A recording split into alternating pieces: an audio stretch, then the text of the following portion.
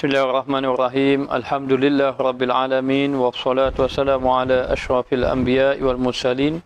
Wa ala alihi wa sahbihi ajma'in.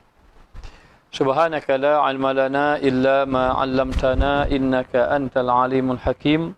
Rabbi shrah li sadri wa yassir li amri wa hlul 'uqdatam min lisani yafqahu qawli. Alhamdulillah, segala puja dan puji bagi Allah Subhanahu wa taala yang telah memberi kebaikan kepada hamba-hambanya, dan juga Allah Subhanahu wa taala yang memberi keampunan kepada hamba-hambanya yang bertaubat, yang kembali kepada Allah taala. Maka beruntunglah sesiapa yang melakukan amal ibadat dalam keadaan benar-benar mengharapkan keredaan Allah dan juga meninggalkan maksiat kerana takut kepada Allah Subhanahu wa taala. Dan kepada para jemaah sekalian, selamat datang dalam bicara ilmu kitab hikam, yang mana setiap malam kita cuba sedaya upaya untuk membaca kitab hikam ini. Moga-moga memberi kebaikan kepada kita semua. Selawat dan salam ke atas junjungan besar Nabi kita Muhammad sallallahu alaihi wasallam dan seterusnya kepada ahli keluarganya, para sahabat, golongan tabi'in, tabi'ut tabi'in, dan mereka yang mengikuti baginda Rasulullah sallallahu alaihi wasallam. Dan insya-Allah pada malam ini kita menyambung bacaan kitab hikam kita ini, dan kita sampai pada muka surat 89. Qala musannif rahimahullahu taala wa nafa'ana bi ulumihi fid dharain amin. Berkata Syekh Ibnu Athaillah As-Sakandari di dalam matan hikamnya, fa in aradta an yaftaha laka baba raja'i fashhad ma minhu ilaika, wa in aradta an yanfataha laka babal huzni fashhad ma minka ilaihi. Maksud dia, maka jikalau engkau kehendaki bahawa terbuka bagimu pintu harap akan Allah Subhanahu wa taala, maka pandang olehmu barang yang daripadanya, yakni daripada Allah kepada kamu, daripada segala anugerahnya, dengan tiada sebab. Dan jikalau engkau menghendaki bahawa terbuka bagimu pintu percintaan, maka pandang olehmu barang yang daripadamu kepadanya, daripada segala perbuatan yang keji dan jahat adab.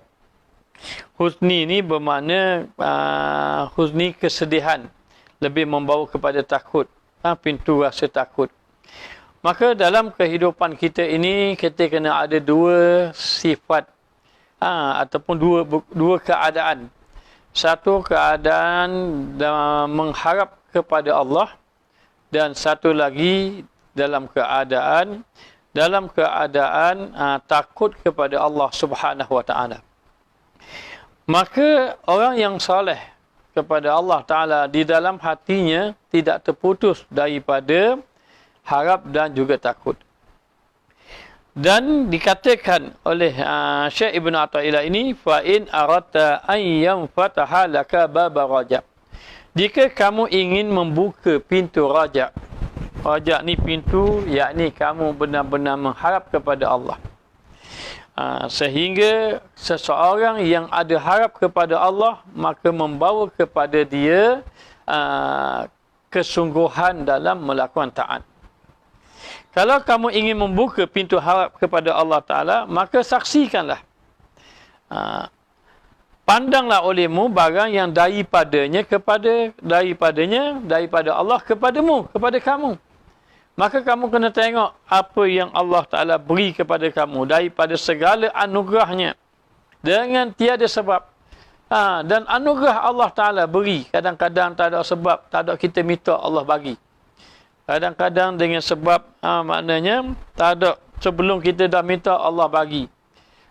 Kadang-kadang kita tak terfikir pun Allah bagi, yakni terdiri daripada nikmat-nikmat Allah. Kita memikirkan tentang, pandangkanlah, melihat ataupun lihatlah kamu kepada nikmat Allah, yakni kepada yang pertama kemurahan Allah. Maka lihat kepada kemurahan Allah, Apa dia? Allah Ta'ala memberi pahala yang banyak. Murah Allah beri pahala. Ini dari segi sudut akhirat. Dan kelembutan Allah Subhanahu Wa Ta'ala. Yakni yang kedua, tengok dari segi kelembutan Allah. Kelembutan Allah yakni Allah membiarkan kita lagi, tidak mengazabkan kita walaupun kita bermaksiat. Allah tidak mengazabkan kita walaupun kita bermaksiat. Maka tengok Allah beri pada kamu. Dan yang ketiga, tengok kepada kebaikan dan anugerah Allah, yakni nikmat-nikmat yang Allah bagi. Seperti nikmat iman, nikmat Islam, nikmat husnul khatimah, nikmat dalam kubur, sampai nikmat dalam syurga, sampai nikmat melihat zat Allah Subhanahu Wa Ta'ala. Maka kalau kita melihat, oh betapa murahnya Allah Ta'ala, betapa baiknya Allah Ta'ala, maka membangkitkan kita nak melakukan amal ibadat pada Allah. Maka seperti kita tengok kalau seorang yang bermurah hati dengan kita, maka sudah pastilah kita akan rasa kasih kepada dia dan kita akan buat dia gembira. Sebab dia telah buat baik pada kita. Allah Ta'ala maha baik. Dengan kemurahan Allah memberi nikmat yang tidak terhitung kita. Wa in ta'uddu ni'matallah la tusuha. Kalau kamu ingin menghitung nikmat Allah, maka kamu tidak akan mampu menghitungnya. Maka apabila seorang itu dia melihat kepada anugerah Allah, melihat kepada pengaruniaan Allah kepada dia, maka membangkitkan amal ibadat. Sebab apa orang tu rajin? Contohnya mengenai pahala. Sesiapa yang berzikir selepas pada subuh sampai terbit matahari, kemudian sembahyang 2 rakaat, maka dia mendapat pahala haji dan umrah secara sempurna. Maka bila melihat, ini anugerah Allah yang besar, maka dia pun bersemangat melakukan amal ibadah kepada Allah Ta'ala. Jalan untuk kita nak membangkitkan amal ibadat dengan mendatangkan harap kepada Allah. Mendatangkan harap kepada Allah Ta'ala ini, dengan arti kata menjadikan seseorang itu mendekatkan diri kepada Allah.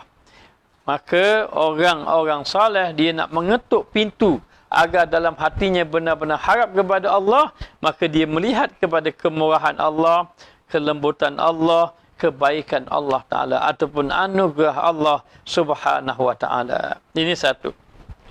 Dan apabila dia nak mengetuk pintu rasa takut, bagaimana nak datangkan rasa takut kepada Allah? Kerana bila harap, dengan sifat harap ini membangkitkan ibadat. Dengan sifat takut meninggalkan maksiat. Maka perlu ada dua. Kalau orang itu, dia ada harap sungguh, sangat nak masuk syurga, nak dapat pahala, tetapi tidak ada sifat takut, maka dia akan beribadat dengan tanpa meninggalkan maksiat. Dan kalaulah dia ini rasa takut saja, rasa sekadar takut saja, tetapi tidak ada sifat harap, dia meninggalkan maksiat, tetapi dia tidak beribadat, maka perlu ada dua yang kita melihat. Orang-orang saleh, kenapa dia boleh buat amal ibadat? Kenapa dia boleh tinggalkan maksiat? Kerana ada dua sifat ini, dua keadaan ini, dua hal ini. Yakni, yang pertama, dia ini ada sifat harap. Yang kedua, ada sifat takut kepada Allah Ta'ala. Ada keadaan diharap, ada keadaan takut. Allah Subhanahu Wa Ta'ala berfirman, tatajafa junubuhum anil madaji'i yad'una rabbahum khawfan wa tama'an wa mimma razaqnahum yunfikun. Mereka itu merenggangkan lambungan belakang mereka. Mereka tinggalkan tidur mereka. Mereka bangun pada waktu malam. Tatajafa junubuhum anil madaji'. Mereka renggangkan lambungan mereka daripada tempat tidur mereka itu. Kerana apa? Kerana dua. Wa tama'an wa khawfan. Satu sifat tamak. Yang dua sifat harap. Sifat takut. Maka sifat tamak inilah dikatakan sifat harap. Satu kerana keadaan dia tamak, nak dapat pahala banyak, nak dapat redha Allah, nak dapat pandangan Allah, maka boleh dia meninggalkan tempat tidur dia. Kerana mengingatkan akan ataupun mengharapkan sesuatu yang ada daripada Allah Subhanahu Wa Ta'ala. Dalam waktu yang sama, dia boleh lagi meninggalkan tempat tidur dia. Kenapa? Kerana khaufan, takut dia kepada Allah. Takut dia kepada Allah Ta'ala. Sebab apa? Sebab dia tahu dirinya lalai. Dia tahu rasa, dia tahu bagaimana keadaan yang ada pada dirinya. Maka sifat harap ini membangkitkan kepada amal. Dan seandainya nak mengetuk pintu takut kepada Allah Ta'ala supaya datang rasa takut, maka seseorang tadi, jikalau menghendaki bahawa terbuka baginya pintu percintaan, walaupun dia kata percintaan, saya tapi husni, kesedihan sebenarnya, cita, duka cita, maka dikatakan, kalaulah kamu nak buka pintu rasa takut kepada Allah Ta'ala, maka pandang olehmu barang yang daripadamu kepadanya, kepada Allah. Supaya datang rasa takut. Tengok daripada kita. Yakni daripada perbuatan yang keji dan juga jahat adab. Tengok daripada kita. Sebab apa? Yang pertama, kita ni banyak jahat kita. Banyak kejahatan-kejahatan kita. Sama ada kejahatan itu dari segi lidah. Bercakap benda yang mendatangkan dosa. Ataupun kejahatan itu daripada telinga mendengar fitnah-fitnah. Ataupun kejahatan itu datang daripada mata memandang benda haram. Ataupun kejahatan itu daripada tangan, maknanya mengambil hak orang. Ataupun kejahatan itu daripada kaki, seperti berjalan kepada perkara yang dilarang oleh Allah, ke tempat yang dilarang. Hatta kepada kemaluan, berzina. Ataupun kepada hati, buruk sangka dan sebagainya. Maka tengok kepada kejahatan-kejahatan kita sehingga datang rasa takut. Kenapa? Kerana kita mengetahui kejahatan kita ini, dosa kita ini, maksiat kita ini datang membawa kepada azab. Membawa kepada azab. Maka kita kena tengok yang pertama kelalaian, kejahatan kita. Kejahatan, yakni melakukan maksiat daripada tangan. Yang kedua, kelalaian daripada ibadah. Yang kedua, lalai daripada melakukan ibadat. Maksud lalai pada ibadat ini maknanya dia beribadat, tetapi contohnya dia sembahyang, tetapi sembahyang lewat sangat-sangat. Angkat takbir waktu asar, masuk maghrib. Masuk maghrib. Ini dikata kelalaian. Dalam ibadat. Dan kelalaian ini juga membawa kepada azab. Dan yang ketiga memikirkan, yakni tentang hati yang mengikut nafsu. Mengikut hawa nafsu. Jadi memikirkan yang kekejian yang ada pada kita, kejahatan, kelalaian, menurut hawa nafsu, tiga perkara ini akan membawa azab. Maka bila memikirkan membawa azab, ini membawa kepada kedatangan rasa takut kepada Allah Subhanahu Wa Taala. Ahli ibadat, ni ahli ibadat. Ahli ibadat, mereka itu merasa takut kepada 4 perkara. Bukan ahli maksiat ni ahli ibadat. Ahli ibadat merasa takut kepada 4 perkara. Yang pertama, takut amal ibadatnya tidak diterima oleh Allah. Dia sudah beribadat, tetapi bimbang, rasa takut. Kerana apa? Takut amal ibadat tidak diterima oleh Allah. Sembahyang tidak khusyuk, lalai kepada Allah Ta'ala. Buat kerja-kerja, inginkan pujian. Inginkan pujian. Ketika mana buat kebaikan, lalu ditunjuk pada orang lain, sehingga dapat pujian, rasa gembira. Maka membawa kepada amal ibadat tertolak. Jadi yang pertama, takut ahli ibadat itu, yakni takut amal ibadat tidak diterima. Yang kedua, takut Allah palingkan hatinya menjadi ahli maksiat. Walaupun sudah beribadat kepada Allah, tiba-tiba sampai masa umur 50, umur 60, hatta umur 40, tiba-tiba berubah menjadi ahli maksiat. Maka takut ahli ibadat tadi boleh bertukar macam itu. Yang ketiga, ahli ibadat mereka takut mereka takut tidak mendapat husnul khatimah. Amal-amal ibadat yang dilakukan tadi akhirnya bimbang, takut tidak mendapat husnul khatimah. Itu yang ketiga ditakuti oleh ahli ibadat. Orang beribadat semayang tak tinggal, Ustaz, boleh jatuh su'ul khatimah ke? Ya, boleh jatuh su'ul khatimah. Diceritakan oleh Imam Ahmad ketika mana beliau nak wafat. Lalu anak murid talqin kepadanya. Imam Ahmad Ibnu Hanbal ini, dia paling kurang dia sembahyang 400 rakaat satu hari. Ini Imam Ahmad Ibnu Hanbal. Namun ketika mana dia nak wafat, dia tak boleh ucap kalimah syahadah. Ketika mana anak murid dia ajar, La ilaha illallah, dia hanya boleh ucap La saja, bermakna tidak. Dia ajar lagi, La ilaha illallah, La saja. Dia ajar lagi, La ilaha illallah, La saja, La, tak boleh nak ucap. Maka menangislah anak muridnya. Lalu anak murid dia berkata, kalaulah Imam Ahmad yang sembahyang 400 rakaat ni, kalaulah guru kita Imam Ahmad tak boleh mengucap syahadah ketika nak wafat, kalaulah Imam Ahmad itu su'ul khatimah, bagaimana kita yang anak murid dia ni? Dia menangis anak murid dia. Lalulah Imam Ahmad, Allah Ta'ala beri kekuatan sedikit, lalu Imam Ahmad pun sedar, lalu Imam Ahmad tengok anak murid dia menangis. Lalu Imam Ahmad bertanya, kenapa kamu menangis? Terkejut anak murid dia. Dia kata, kami tengok kamu dalam keadaan nazak. Lalu kami ini mengajar kalimah syahadah, namun kamu tak dapat nak jawab. Tak boleh nak baca kalimah syahadah kecuali ucapan La saja. Maka Imam Ahmad mengatakan bahawa, aku mendengar apa yang kau talqinkan tadi. Tetapi ketika itu aku melihat bagaimana syaitan mendatangi aku. Ketika mana syaitan mendatangi aku, lalu dia pun berkata, wahai Imam Ahmad, kamu adalah seorang lelaki yang soleh. Aku kata, La, tidak. Katanya, iblis tadi, amal ibadat kamu sudah diterima oleh Allah, kamu orang yang soleh. Imam Ahmad kata, La, tidak.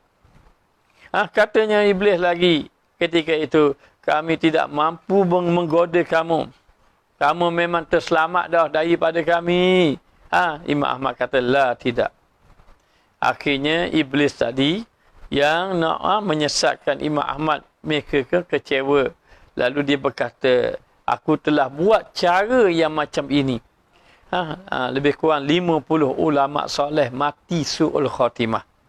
Walaupun sudah soleh tapi mati su'ul khatimah. Kerana apa? Kerana sebelum wafat dimasukkan kebanggaan dalam ibadat, pujian dan seumpamanya. Akhirnya mati dalam keadaan maknanya su'ul khatimah, ulama yang sudah soleh ketika itu. Sebab itulah orang-orang yang ahli ibadat, walaupun dia sudah semayang, dia tetap takut kepada Allah Ta'ala. Dia tetap takut kepada Allah Ta'ala kerana bimbang takut dia mendapat su'ul khatimah. Dan yang keempat, ahli ibadat merasa takut. Takutnya itu adalah takut azab Allah Subhanahu Wa Ta'ala. Maka empat ini yang ditakuti oleh ahli ibadat. Walaupun mereka itu telah melakukan ibadat, maka sentiasa takut kepada Allah Subhanahu Wa Ta'ala. Dan Allah Ta'ala berfirman, innama yataqabbalullah minal muttaqin. Sesungguhnya yang benar-benar takut kepada Allah Ta'ala itu adalah terdiri daripada orang yang bertakwa kepada Allah. Maka dengan sifat takwa yang ada tadi, sifat takut kepada Allah, Allah menerima amal ibadat. Maka orang soleh disebut dalam kitab Minhajul Abidin, orang soleh bila dengar ayat innama yataqabbalullah minal muttaqin, dia akan menangis. Kenapa menangis ditanya? Kerana aku menjumpai ayat yang menakutkan. Innama yataqabbalullah minal muttaqin. Hanya sahaja amal ibadat yang diterima oleh Allah adalah orang-orang yang bertakwa kepada Allah Subhanahu Wa Ta'ala. Maka dikatakan, dan adalah duka cita engkau itu Duka cita engkau itu ada kalanya kerana takut seksa, dan ada kalanya kerana takut luput pahala, dan ada kalanya kerana malu daripada Tuhan. Dan inilah wajah pada tiap-tiap orang yang akil yang terlebih baik.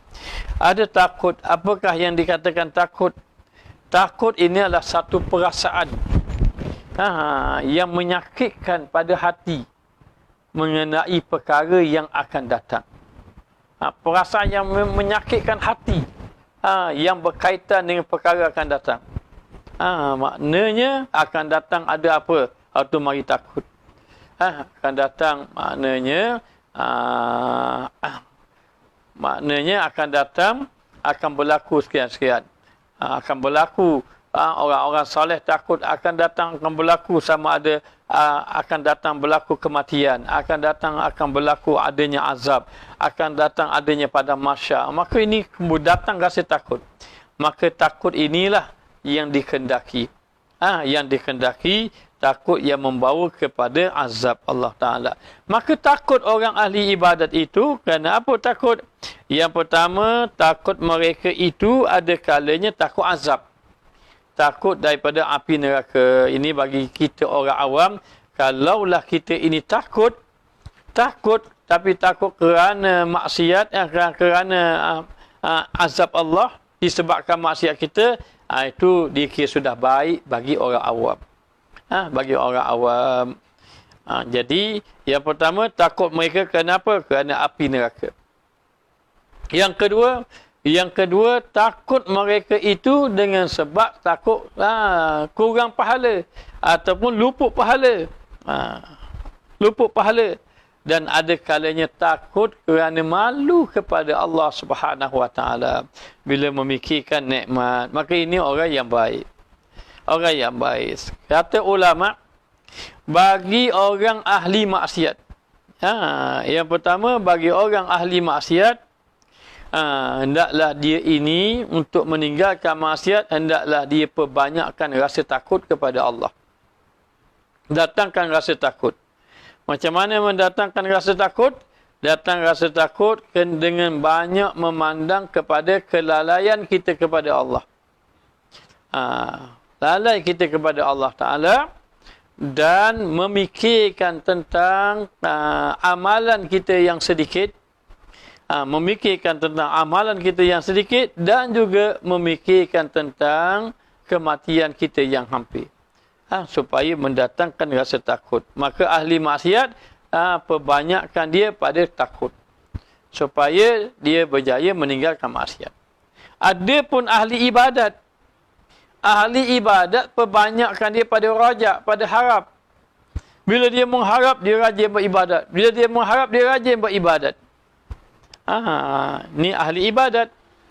Tetapi bagi orang yang zuhad, ahli zuhud, orang yang ataupun dipanggil orang yang mengenal Allah, mereka bersamaan takut dan harap. Ahli maksiat dia kena lebih takut, harap dia kurang. Ahli ibadat dia lebih harap, takut dia kurang. Tetapi orang yang sudah mengenal Allah, dia bersamaan takut dan harap. Maka ibadat pun kuat, maksiat pun jaga. Maksiat pun ditinggalkan. Jadi dalam keadaan macam itu, dikatakan bahawa apabila di dalam hati seseorang tadi ada perasaan takut, takut itu pastinya takut yang membawa dia kepada membangkitkan amal. Satu ketika Siti Aisyah radhiyallahu anha didatangi Nabi Muhammad sallallahu alaihi wasallam, lalu ternyata Siti Aisyah menangis. Rasulullah bertanya, "Ma yubkiki ya Aisyah?" Apakah yang menyebabkan engkau menangis ya Aisyah? Kata Aisyah, aku menangis kerana aku takut. Apakah yang menyebabkan engkau takut? Aku takut mengenai apa yang akan berlaku selepas daripada kematian aku. Katanya. Sedangkan ini Siti Aisyah radhiyallahu anha. Lalu dikatakan bahawa dia tanya, adakah engkau bersama dengan aku ya Rasulullah? Maknanya, ia bersama dengan Aisyah bersama dengan Rasulullah. Tetapi satu je yang tidak sama. Di mana? Di siratal mustaqim. Ketika di siratal mustaqim, nafsi, diriku. Dirimu. Begitulah gambarannya. Maka dikatakan bahawa orang-orang yang sentiasa merasa takut kepada Allah Subhanahu wa taala, ini orang yang macam ini rasa takut kepada Allah Taala, dia lebih mudah meninggalkan maksiat. Sifat takut inilah yang perlu ada di dalam hati, tetapi takut yang macam mana? Takut yang membangkitkan dia melakukan amal soleh kepada Allah Subhanahu wa taala. Dan jikalau engkau kehendaki bahawa terbuka bagimu pintu tiap-tiap daripada keduanya, yakni harap dan juga takut. Pintu tiap-tiap daripada keduanya itu, maka pandang olehmu akan tiap-tiap daripada sifatnya dan daripada sifatmu, maka engkau lihat daripada sekira-kira engkau bahawa engkau ahli bagi tiap-tiap kejahatan. Dan daripada sekira-kira ia bahawasanya ia juga bagi tiap-tiap anugerah, maka bersamaan harapmu dan takutmu. Okey, baik. Untuk kamu mendapat mengetuk pintu kedua-duanya, biar ada harap dan juga biar ada maknanya takut. Jadi nak mendatangkan rasa takut, nak mengetuk pintu takut tadi, kamu kena tengok diri kamu. Diri kamu kepada Allah Ta'ala. Dengan arti kata, yang pertama, kamu memasukkan diri kamu di kalangan orang-orang ahli maksiat. Jangan merasa kita sudah soleh. Nanti kalau kita merasa soleh, kita kurang takut kepada Allah. Maka kamu masukkan bahawa diri kamu ini, bahawa engkau ahli bagi tiap-tiap kejahatan. Merasakan diri kita ini adalah ahli maksiat, orang yang melakukan kejahatan. Dalam waktu yang sama, yang kedua, hendaklah kita merasakan bahawa seolah-olah kematian itu begitu hampir kepada kita. Dalam kita ini ahli maksiat, kematian tu hampir dengan kita, maka ini mendatangkan rasa takut kepada Allah. Dalam waktu yang sama, kalau kita nak mengetuk pintu harap kepada Allah Subhanahu wa taala, maka kita kena ingat juga, sekira-kira kita tengok anugerah yang Allah tawarkan kepada kita, supaya kita dapat ada harap kepada Allah Ta'ala. Dari segi pahala sebagai contoh, dari segi nikmat di dalam syurga, ataupun dari segi ingin memandang zat Allah Subhanahu wa taala, maka dengan cara yang macam ini jangan putuskan harap dan juga takut. Dalam waktu yang sama sentiasa duduk dalam keadaan kita ini melakukan maksiat, dosa dan seumpamanya, dan dalam waktu yang sama kita mengharapkan Allah mengampunkan dosa kita, mengharapkan kita di kalangan orang-orang yang diberi kebaikan oleh Allah Ta'ala. Maka dengan dua hal ini, harap dan takut ini perlu ada di dalam hati seseorang tadi. Sebab itu dikatakan, kenapa satu orang tadi kenapa memberi makan kepada orang? Kerana dia kata apa? Wa yut'imuna ta'ama 'ala miskina wa yatima wa asyira. Mereka memberi makan kepada orang miskin, anak yatim, kepada orang tawanan. Kenapa? Mereka itu kenapa? Kerana inna nakhafu min rabbina yawman abusam qamtarira. Maka kerana dia takut ada satu hari nanti akan berlaku manusia keruk muka tadi ketakutan. Jadi, oleh kerana tidak mahu berlaku ketakutan dekat negeri akhirat, maka diinfaknya harta pada jalan Allah, diberi makan kepada orang-orang yang memerlukan. Maka sifat ini perlu ada bagi orang-orang yang beriman. Seandainya tidak ada sifat harap, maka tidak beribadat. Dan tidak ada sifat takut, maka duduk terus di dalam maksiat. Kenapa orang terus dalam maksiat, tidak melakukan ibadat? Bagi mereka tak semayang pun tak apa. Bagi mereka dia nak buat apa saja, dia buat saja. Maka dia ini bermakna tidak ada takut, tidak ada harap. Maka tidak ada takut, tidak membawa kepada meninggalkan maksiat. Tidak ada harap, tidak membawa kepada ketaatan. Maka ini membawa binasa. Lalu ingat dikatakan bahawa takut juga mesti ada pada ahli taat. Bukan takut itu duduk pada ahli maksiat. Bahkan katanya ahli taat lebih kena rasa takut daripada ahli maksiat. Kenapa ahli taat lebih rasa takut? Kerana orang yang melakukan taat itu, dalam taat itu bermaksiat, lebih Allah benci. Benci belaka orang ahli maksiat dibandingkan bermaksiat tanpa tidak dalam keadaan melakukan ketaatan. Kedua-duanya Allah benci orang buat maksiat. Tetapi bermaksiat di dalam taat lebih dibenci. Maka dengan sebab itu kata ulama tasawuf, orang-orang ahli taat itu juga perlu lebih takut kepada Allah Ta'ala daripada ahli maksiat. Dan apabila seseorang itu ada sifat takut kepada Allah, bukti dia ada sifat takut kepada Allah, apabila dia melakukan maksiat, dia cepat merasa menyesal. Yang kedua, dia akan bersegera melakukan taat. Dia menyesal. Kemudian yang kedua, dia akan bersegera melakukan ketaatan kepada Allah Ta'ala. Kenapa? Kerana rasa takut. Dan yang ketiga, dia akan meninggalkan perbuatan yang pernah dia lakukan tadi. Bila dia tersalah, dia pun rasa menyesal. Dia pun maknanya melakukan ketaatan. Lepas tu, dia tak buat-buat lagi. Begitu gambarannya. Maka ini bermakna sifat orang yang ada sifat takut dalam dirinya. Baik.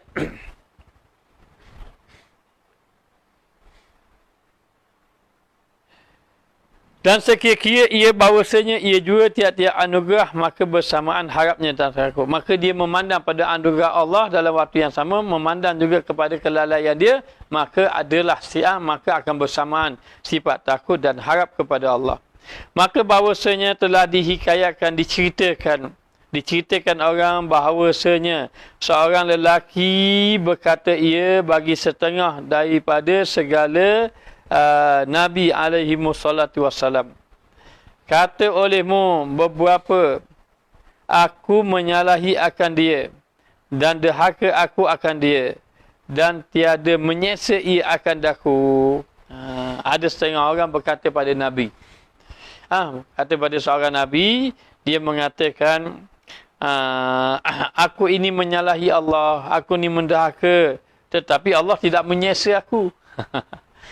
Aku ni buat dosa, aku ni mendahaka, aku menyalahi Allah dan tiada menyeksa ia akan daku. Maka diwahyukan Allah kepada yang demikian itu Nabi. Lalu Allah Ta'ala wahyukan kepada Nabi tersebut. Nabi tersebut kata olehmu baginya, hendaklah engkau ketahui bahawasanya aku dan engkau. Khabar ke dia. Maknanya engkau, aku. Allah maknanya engkau boleh buat suka-suka hati kamu. Tapi maknanya aku akan menghukum ikut sukaku. Sampai masa Allah Ta'ala akan membalasnya. Jangan satu orang datang jumpa satu orang Nabi. Saya ini menyalahi Allah. Saya mendahaka kepada Allah Ta'ala katanya. Tapi Allah tidak menyeksa saya. Lalu Allah Ta'ala wahyu pada Nabi. Kata pada dia. Katakan, aku, kamu. Sebagaimana kamu boleh buat apa yang kamu suka. Dan Allah juga akan membalas apa yang ia kendaki. Dan ini juga pernah seorang bertanya kepada Al-Imam Hasan Basri. Wahai Imam, saya ini sentiasa bermaksiat. Tetapi Allah tidak mengazab saya. Lalulah Imam Hasan Basri bertanya, mampukah kamu ini beribadat pada malam hari? Tidak mampu. Mampukah kamu ini membaca kitab di siang hari? Tidak mampu. Mampukah membaca Quran banyak-banyak siang hari? Dan mampukah kamu berpuasa di siang hari? Tidak mampu. Itulah dia azab, kata Imam Hasan Basri. Kerana apa? Allah sudah tidak mahu memandang kamu. Sebab tu Allah tak pilih kamu. Allah tidak mahu lagi ibadat kamu. Maka Allah tak ingin kamu. Itu sudah cukup azab. Walaupun Allah memberi nikmat kepada kamu. Maka takutilah, kata ulama, apabila kamu dapat nikmat, ibadat berkurangan. Hendaklah rasa takut. Kenapa? Kerana nikmat yang ditambah berkurangan ibadat itu tanda kemurkaan Allah. Tanda kemurkaan Allah bila Allah memberi nikmat, ibadat berkurangan. Maka hendaklah kamu merasa takut apabila sahaja Allah itu memberi nikmat, ibadat berkurangan. Tetapi sebaliknya, bila Allah memberi nikmat, semakin diberi nikmat, semakin kuat beribadat. Itulah yang sepatutnya, itulah yang sewajarnya bagi orang yang beriman kepada Allah Ta'ala. Kerana sesungguhnya Allah Subhanahu Wa Ta'ala sentiasa menguji hamba-Nya. Jadi kadang-kadang hamba-Nya tidak sedar dibagi nikmat, rasa tidak takut kepada Allah Ta'ala. Sedangkan Allah Subhanahu Wa Ta'ala sentiasa menguji akan hamba-Nya. Baik, kita tengok lagi, katanya, dan yang daripadanya kepadamu itu nikmat ijad.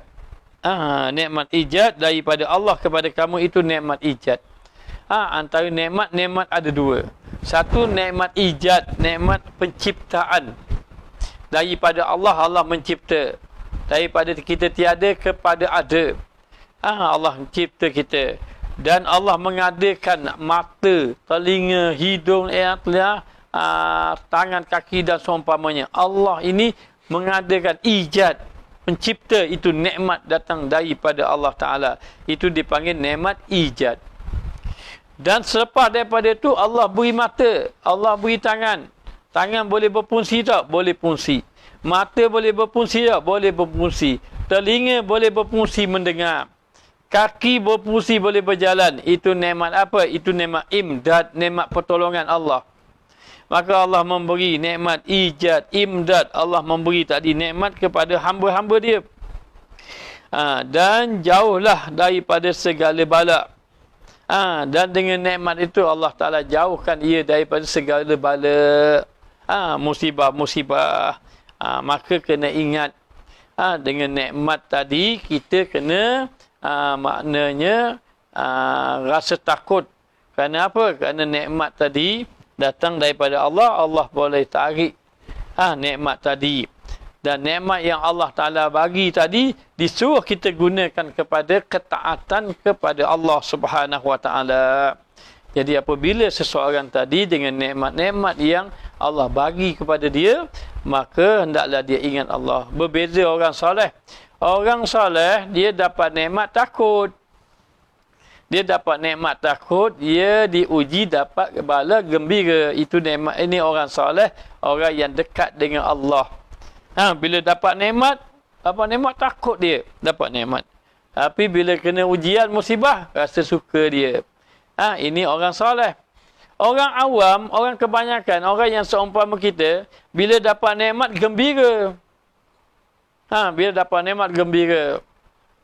Bila dapat ujian musibah, sedih. Orang soleh dapat nikmat sedih. Dapat ujian gembira. Itu bezanya. Beza mereka. Kerana apa? Kerana bila dapat nikmat, hati mereka takut. Takut kerana apa? Kerana nikmat itu menjatuhkan dia di dalam maksiat. Itu dia takut. Itu orang yang soleh. Tetapi apabila saja dia dapat musibah, dia gembira. Kerana musibah itu mengingatkan dia kepada Allah Subhanahu Wa Ta'ala. Berbeza dengan kita dapat nikmat gembira, sedangkan nikmat yang kita dapat gembira itu melupakan kita kepada Allah. Dan bila kita dapat musibah, sedih, sedangkan sedih itu ujian bala itu mendekatkan diri kita kepada Allah Subhanahu Wa Ta'ala. Jadi di antara perkara yang perlu kita ada dalam diri kita, yakni yang pertama, kita hendaklah berbaik sangka dengan Allah. Berbaik sangka dengan Allah Subhanahu Wa Ta'ala. Kerana baik sangka ini maknanya mendatangkan kedekatan kita kepada Allah Subhanahu Wa Ta'ala. Jadi bila mana sahaja Allah memberi nikmat kepada kita, kita bersyukur kepada Allah Ta'ala. Dan kita melihat ini nikmat daripada Allah. Tapi bila Allah Ta'ala beri sesuatu pada kita, umpama musibah, kita rasa takut kepada Allah, takut kepada Allah Ta'ala, maka dikatakan bahawa kita kena baik sangka dengan Allah walaupun Allah menimpa balik. Macam mana penyakit hari ni, ada hikmah di sebaliknya. Maka sifat kita yang utama, seorang tadi hendaklah dia bersangka baik dengan Allah dan dengan hamba Allah. Yang kedua, dia kena bersyukur kepada Allah Subhanahu Wa Taala. Bersyukur itu dengan nikmat yang Allah beri, nikmat zahir, nikmat batin. Nikmat zahir, nikmat apa? Nikmat zahir, nikmat yang kita dapat kecapi, seperti makan, minum dan seumpamanya. Nikmat batin, yakni nikmat yang kita dapat rasai, seperti keimanan kepada Allah Ta'ala, nikmat ilmu dan seumpama, nikmat yakin kepada Allah Ta'ala. Maka bersyukur dengan nikmat yang Allah Ta'ala beri. Dan yang ketiga, kita kena rada di atas segala takdir Allah, segala ketetapan Allah Ta'ala. Hendaklah kita merasa rada dengan apa yang Allah Ta'ala beri kepada kita. Maka dalam keadaan macam itu, disuruh kepada kita, apabila sahaja kita ini maknanya lalai kepada Allah, datangkan rasa takut. Tengok kepada kejahatan, kelalaian kepada Allah. Bila datang nikmat, jaga nikmat tadi dan lihat kepada kemurahan Allah Ta'ala.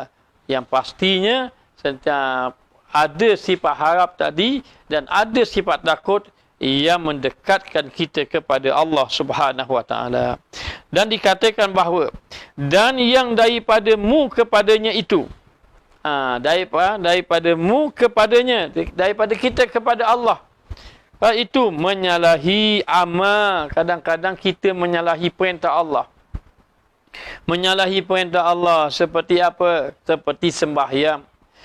Walaupun kata saya sudah semayang, ya sudah semayang, kita perintah Allah, tetapi Allah suruh semayang awal, kita semayang lewat. Allah suruh semayang berjemaah, kita semayang seorang. Allah Ta'ala suruh semayang dalam keadaan menjaga rukun, kita tak menjaga. Allah perintah suruh kita semayang dalam keadaan khusyuk, kita tidak khusyuk. Maka dikatakan bahawa kamu kena datang rasa takut walaupun kamu sudah melakukan taat. Antaranya daripada kamu kepada Allah, daripada kita yang melakukan ibadat, contohnya kepada Allah, kita nak sembahkan ibadat pada Allah, menyalahi amal perintah Allah dan menceraikan wirid, yakni kita meninggalkan wirid kepada Allah. Meninggalkan wirid, meninggalkan zikir kepada Allah Ta'ala. Meninggalkan wirid ni amalan harian kita, amalan rutin kita. Sebab tu kalau amalan yang kita buat sama-sama tu dia panggil wirid. Seperti lepas semayang kita ada wirid kita. Maka antaranya menceraikan wirid, yakni meninggalkan wirid. Kemudian lupa berzikir. Ni antaranya juga. Lupa berzikir. Jadi bila lupa berzikir, kita tidak istiqamah di dalam wirid, kita melanggar perintah Allah, kena datangkan rasa takut kepada Allah. Maka binasa seseorang tadi, dahlah kita ini melanggar perintah Allah, kita tidak ada amalan wirid, zikir kita tak berzikir, lalu tidak datang rasa takut, maka binasalah. Binasa. Orang-orang soleh begitu. Ada satu orang, dia ahli ibadat. Dia ni sembahyang, dia tak pernah tinggal sembahyang berjemaah. Dia tidak pernah tinggal sembahyang jemaah. 40 tahun tak pernah tinggal. Dan dia sembahyang jemaah, dia tidak pernah tambah rakaat.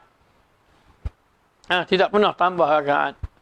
Satu hari dia sembahyang agak lewat. Maka dia pergilah nak masuk jemaah, jemaah sudah sembahyang.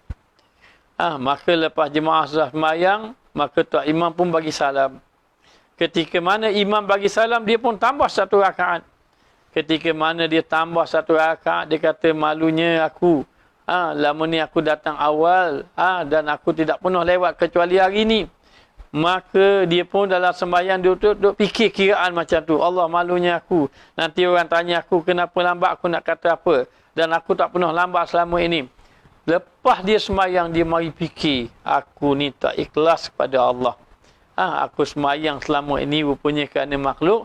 Aku malu dengan makhluk, lebih malu pada Allah Ta'ala. Maka menangislah dia sepanjang hidup dia.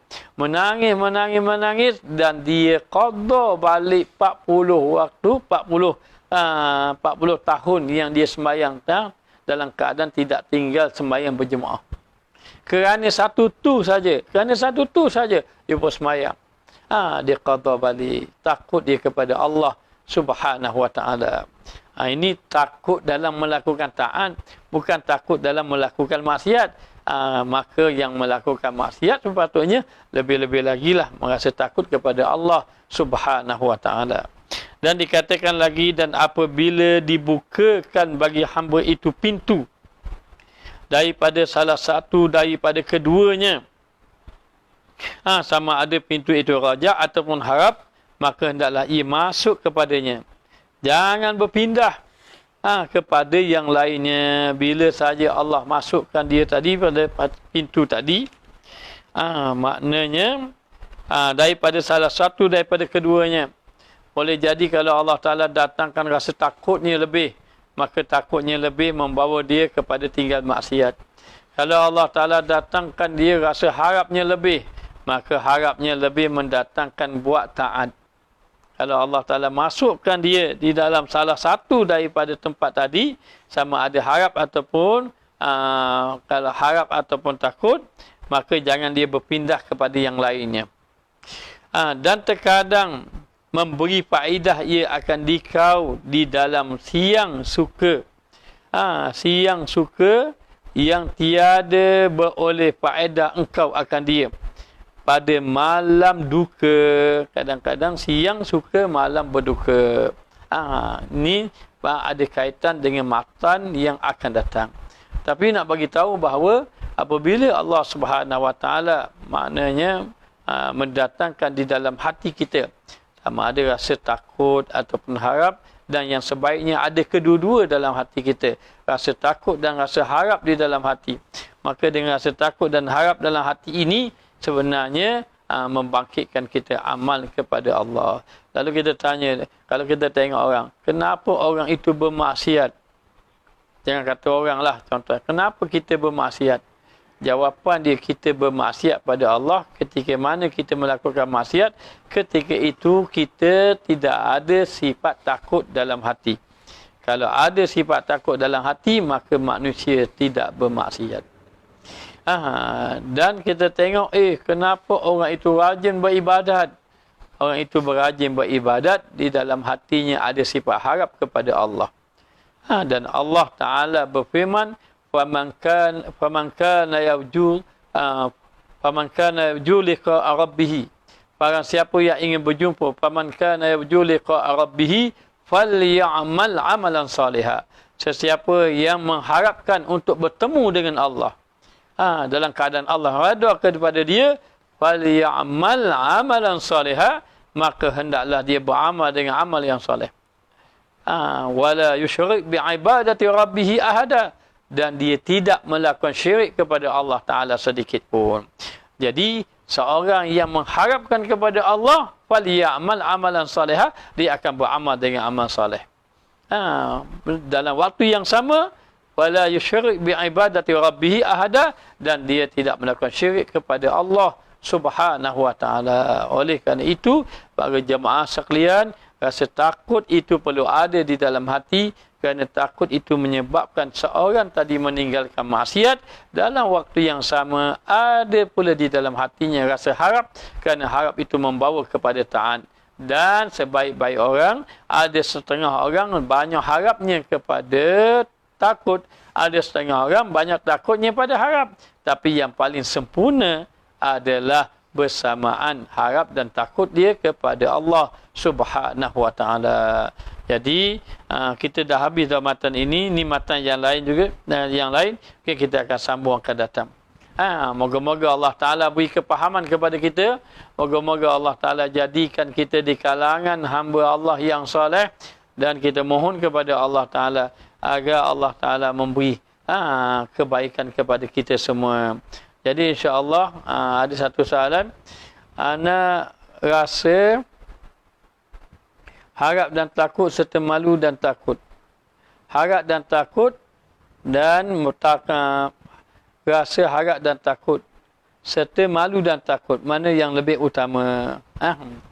Harap dan takut ini maknanya dia pada peringkat awal. Bagi orang-orang awam, dia mari takut. Tetapi bagi orang yang sudah tinggi sikit, dia lebih kepada malu kepada Allah Ta'ala. Okey, baik, kita bagi contoh. Beza orang yang takut dengan malu.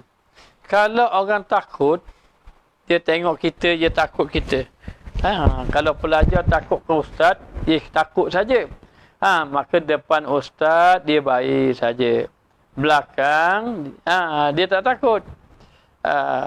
Tetapi kalau malu, depan pun dia buat baik, belakang pun dia buat baik.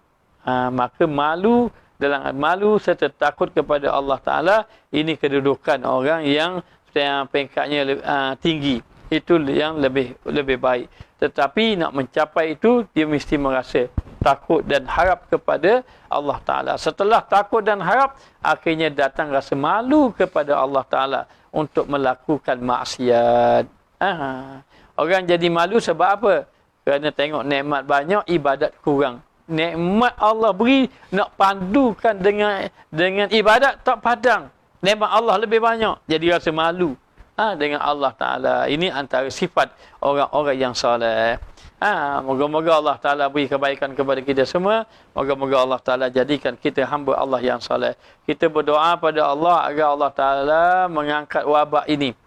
Mengangkat akan wabak ini, penyakit ini. Dan kita mohon kepada Allah Subhanahu Wa Ta'ala agar Allah Ta'ala memberi kebaikan kepada kita. Moga-moga dipercepatkan masjid-masjid dapat dibuka. Moga-moga dipercepatkan, maknanya kita dapat sembahyang sebagaimana dahulu kita bersembahyang. Dan kita mohon juga kepada Allah agar mana-mana yang sakit, penyakit yang ditimpa ini, penyakit COVID ini, kita mohon pada Allah agar disembuhkannya. Dan sesiapa yang diuji oleh Allah Ta'ala dengan kematian sakit yang seumpama ini, maka kita harapkan keluarganya itu bersabar dan Allah Ta'ala memberi ganjaran yang sebaik-baiknya. Moga-moga Allah Ta'ala beri kebaikan kepada kita semua. Dan moga-moga kita mendapat kebaikan, keredaan daripada Allah Subhanahu Wa Ta'ala. Jadi sekadar ini saja yang dapat disampaikan. Dan kita berdoa pada Allah Ta'ala. InsyaAllah, moga-moga Allah Ta'ala kabulkan. Bismillahirrahmanirrahim. Alhamdulillah Rabbil Alamin. Hamdan yuwafi ni'amahu wa kafi mazidah. Ya Rabbana lakal hamdu kama yanbaghi li jalali wajhika wa 'azimi sultanik. Allahumma inna nas'aluka imanan daima wa nas'aluka qalban khashi'a wa nas'aluka 'ilman nafi'a wa nas'aluka yaqinan shadiqa wa nas'aluka dinan qayyima wa nas'aluka 'afiyatan min kulli baliyya wa nas'aluka tamamal 'afiyah wa nas'aluka dawamal 'afiyah wa nas'aluka ghina 'anil nas. Allahumma ahsin adabana ya Allah. Allahumma a'inna ala zikrika wa syukrika wa husni ibadatik. Wa sallallahu ala sayyidina Muhammad wa ala alihi wa sahbihi wa sallam. Walhamdulillah rabbil alamin.